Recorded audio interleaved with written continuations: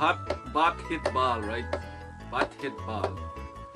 Well friends, welcome back to another edition of my cricket series, and this one I'll be taking you on a tour that we did back in Suriname from Canal No.2 Polo. It is one of the most successful cricket tours by a Guyanese team to visit Suriname at that time. Now before I start on the cricket, I should give you an overview like of the background and the conditions at the time in 1981. That when the tour was. I think it was in the end of July to August.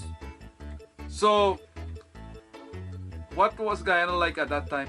It was a time when a lot of people were struggling to put like food on the table because the country was in economic crisis and things were very bad because a lot of items were banned, like flour, wheat flour, like potatoes, like dal, you know, many other items. There were like guidelines, as we call them, springing up all over. You had to get your goods from co-op shops and you had to spend long lines to get like one item or two items. Even toilet paper you had to like, soap, cooking oil.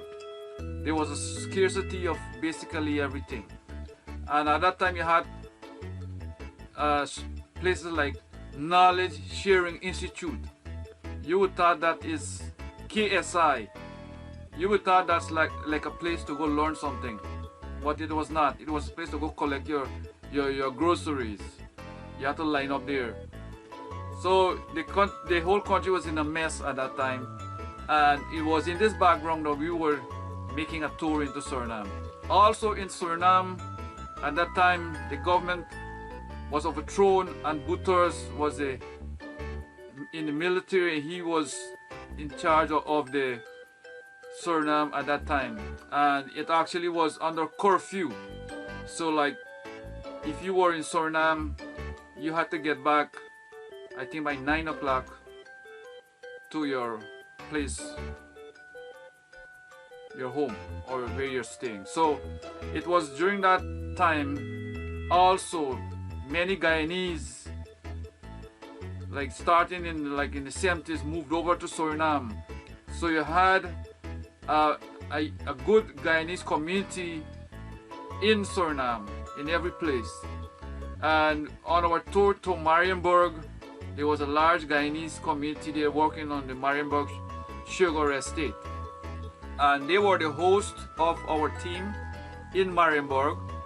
And also when we went to Paramaribo, we were hosted by special people, like we were all put up in different homes. Now it was a 15-man squad, and every man was on the squad were very motivated, and we had this team spirit, as you call it, and very close to one another. We were very good meshed in as a team, as a unit. And if you were not playing, if you were the scorer or you were the umpire or the secretary or the manager, we were all had this camaraderie among us. It was very close knit and we left on high spirits. So how this all take place? Now to pull something like this off, remember the Guyana dollar at that time was about, the exchange rate was like about 5 to 1. Today it is like about 220 to 1. So, and we were not making a lot of money. So it was a very difficult trip for all of us to get our money, to book our passage, and then to have some spending money. Also, there was limit on how many money you could take out of the country. So I think it was like $100, the maximum you could have taken out. So how are we going to circumvent this thing and get some extra cash in our pocket? So the first thing, there was a meeting with the Minister of Sports, Jacobs, who I think was the Minister of Sports at the time. It was a guy from, I think, Larry Chase or Snaitung area. Now, who went to meet him was Overseer Narain Prasad, that's Teacher Gobin's brother. He was the overseer. He used to work at the village office in Canal No.2 Polar. Well-known guy. Then you had my brother Salik, and he used to work at Wales Estate, and he actually was Nasi chairman at that time. Then you had Kumson, the big one. I don't know if it was the big one, but one of them who had a business in Georgetown. The three of them actually went to meet the Minister of Sports, and they were well received, and they were granted permission to go on that tour. They were actually needed one person with a passport, and my brother actually had a passport. I also had a passport. He had his passport, so what they did, he was the main guy on that travel document with his passport, so all of us we didn't need passports after that. So he was the only guy with a passport, and they gave us like a travel document with all the names listed on it. So that was prepared by the Minister of Sports, and he also granted us permission to take more money than the limit was, so that we could buy some stuff to come back. That was our idea, to buy some things like, you know, some scarce items and electronics, something like that. So the time, that was like the setting of the ground, of the period of the time. So, and you know, Canal Road was in good condition at that time. It was built like in 1974, so the Canal Road was posh. Also, it was a combination of teams from the area. Cultural was the biggest team, and me and my brother used to play for Culturals and before, and then we actually formed our own team, young cricketers. So the two of us were representing young cricketers, and then you had Evergreen Club was also represented by Kishore and Lal Bachchan. So that was the whole setting of the team. Also in Suriname, I think the guy was Jason who was making the arrangements there. I think through Rudolph, he had some contacts, and also Rabi's sister was living there too. So there was a big organization with the Guyanese community in Suriname, and to get this tour off the ground. It was actually an official tour sanctioned by the Ministry of Sports in Guyana. So now who was on that team? Now Gobin Prasad was a right-handed batsman. He was the manager, and he was a specialist spin bowler. He was the manager of that team. Then we had Saleh Khan, that's my brother. He was a specialist fast bowler, in-swinger bowler, and very fast and getting ball to bounce. He also a very good batsman. So he was in charge of the team in the travel document process. So he had to make sure all these guys come back to Guyana, because if anybody didn't come back, it was a problem. So we had to make sure things were in place. And myself was on the team. I was a opening batsman for my club, and also used to open for Cultural when I used to play there. Opening batsman and specialist spin off bowler and medium pace in swings and out swings. So that was, and specialist slip fielder too. Then you had Rudolph. He was the captain of the team. He was a specialist fast bowler, very good fast bowler, swinging the ball both ways. Also could come in and spin leg breaks, half breaks, and then could actually go in there and bat and make a big score very fast. You know, just hit you all over the place. He was a very fast scoring guy and a powerful hitter of the ball. So he was the captain. Then we had Timal. He was a specialist wicket keeper, and the best wicket keeper I think Canal has produced. He was a keeper and also a specialist opening right-handed batsman. He made a lot of runs in his career, so he was well suited for keeping. I'm telling you, this guy could just keep right up to the stumps. Very good. Then you had Rajkumar. He was a fast bowler of Cultural Cricket Club, right-handed fast bowler. Before I get Rudolph was a left-handed bowler and batsman. Rajkumar was right-handed fast bowler, the most deadly bowler for Cultural Cricket Club. Very fast, bouncy, and dangerous fast bowler. He could just, if the conditions are right on the pitch, which bouncy, he bunks the whole side out. Then you had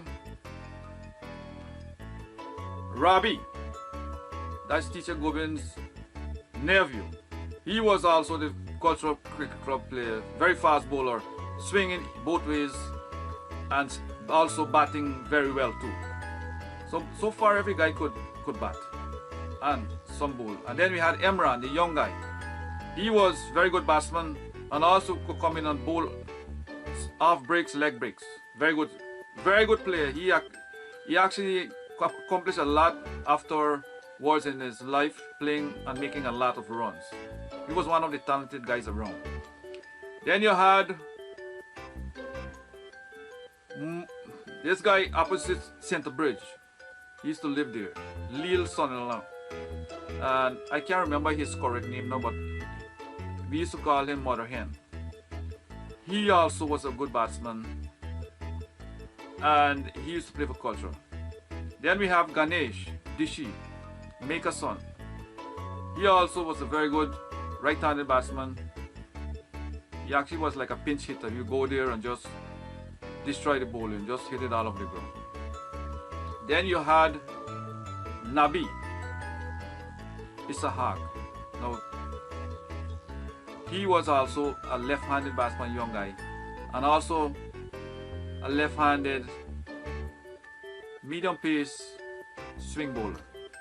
So he had him and his brother Taj Isahak, who was instrumental, who played a big role at that time in the cricket of Culture because he was the secretary. Now he was going on the tour as the secretary and scorer of the club. I will explain later more about him.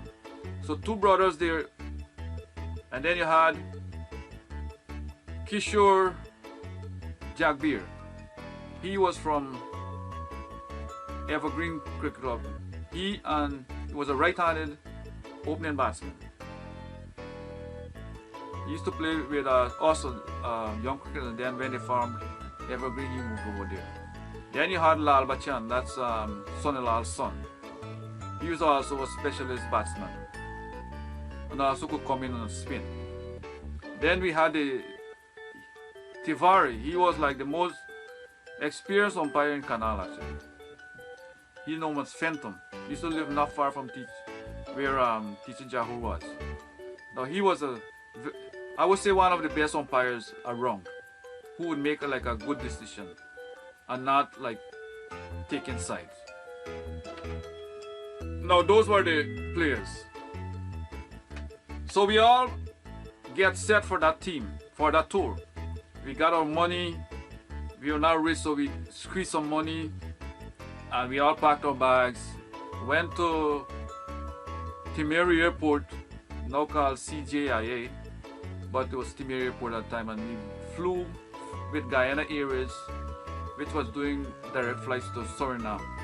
And we went to the main airport in Suriname. And we were received there. We carried our own gears. Actually, we took our bats on the plane at that time. It was not a problem to travel with the bats on the plane. But when we were coming back from Suriname, they made us check our bats in. So, in Suriname, it was well organized. A bus came and picked us up at the airport. I think the guy who did that was instrumental. I think was called Jason, if I'm correct.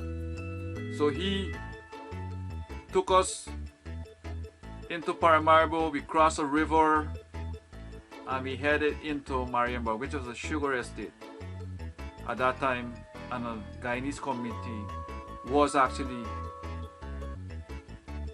there. You had Rabi's sister was also there. It was the first time I was seeing, used to hear about logis in Guyana. Well, it's the first time I actually experienced one of these things, because we actually slept inside, because the team that hosted us, it was like 3 teams there hosted us, and they settled us in one of these more than one of these houses, like different 15 of us were like split up, and it was a nice experience to be sleeping in a loggia actually. It was a simple house with like a little corridor in front and zinc roof, and it was a one flat building. Very simple, and there was like a cooking area like at the back. So it was quite an experience, and I'm telling you, like when we landed there in Marienburg, you know, we started looking around. There were a lot of Javanese people there actually, riding a lot of motorbikes, like these Honda motorbikes. You were seeing them riding all over the place, and they also had restaurants. It was like a busy area and these Javanese like dominated the sugar estate apart from the Guyanese. So now the ground was also in Marienburg. So we had like 3 matches in Marienburg. So some of the guys were rested because everybody was given, you know, it was actually 13 players because we had the scorer and the umpire. So 13 players, so everybody was not given game for every match. Like for me, the first 2 matches I didn't play. They decided to hold me back for the big matches against I think it was Zealand, which was the champion team at the time. So, and also for the final match in Paramaribo at Snellen Park. So